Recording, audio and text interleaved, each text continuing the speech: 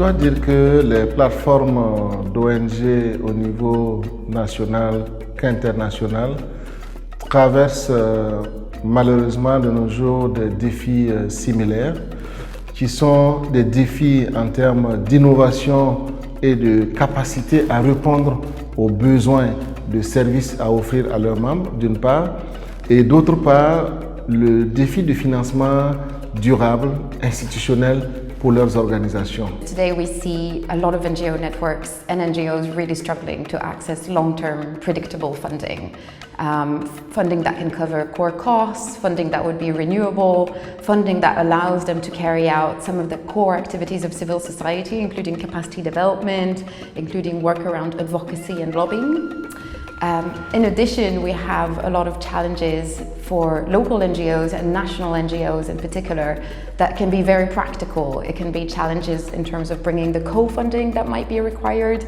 It can be challenges around language, around the jargon. It can just be the bureaucratic heaviness of the requirements around calls for proposals and funding applications.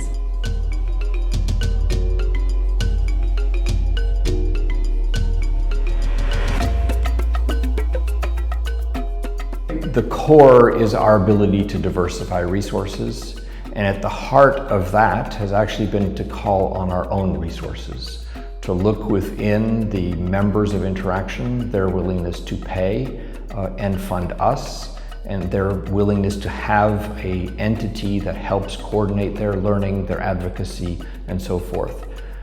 We can get government money, but we've restricted it to a certain amount. We partner with foundations, but we design the programs ourselves in our partnership with them. And we look with other actors in terms of providing perhaps a service, but that service is ultimately for our members. So the end result here is a funding stream mixed up of membership dues, foundations, individuals, government, some corporations, some philanthropists, but the largest amount comes from our members. Ongoing effort to always collect donor intelligence, be aware of the latest donor funding trends, have information on calls for proposals in a timely way, and share them with our members. Secondly, we always work to be systems ready, so to have the systems in place to be able to capture that core funding, that funding for our programs, and also to deliver on the projects to the highest quality possible with quality reporting, monitoring and learning systems around that. A third axis of work is also on cultivating the relationships with donors, on building true dialogue that can build trust, that can build mutual understanding around our priorities.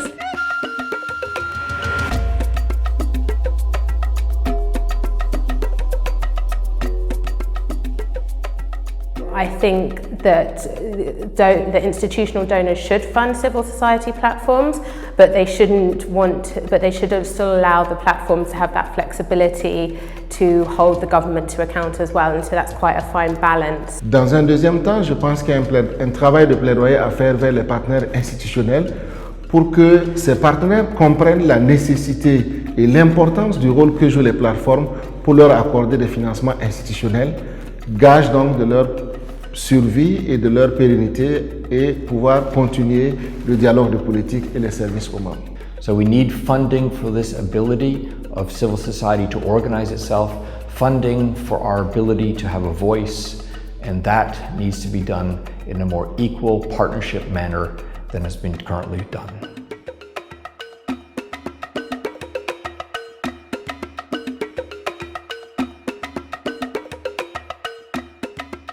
One of the realities as an international civil society actors is that we are international. We're not alone.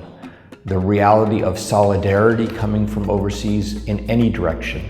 I think it's really important to hear examples of what other platforms are doing around the world, because while we have at the moment quite a strong financial base, that could very easily change, and hearing what other platforms are doing in different contexts can inspire us, can make a challenge what we're doing now, and can help us think so that we can future-proof our platform for the future.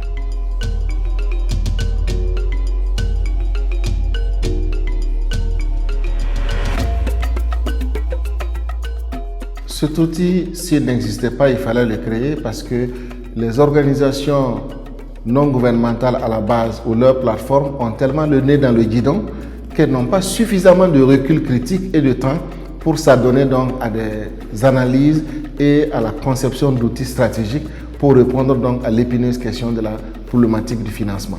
Alors, en s'adressant à cette difficulté et en proposant un outil innovant, Forus répond essentiellement à un besoin fondamental que les membres avaient sans savoir où trouver la réponse.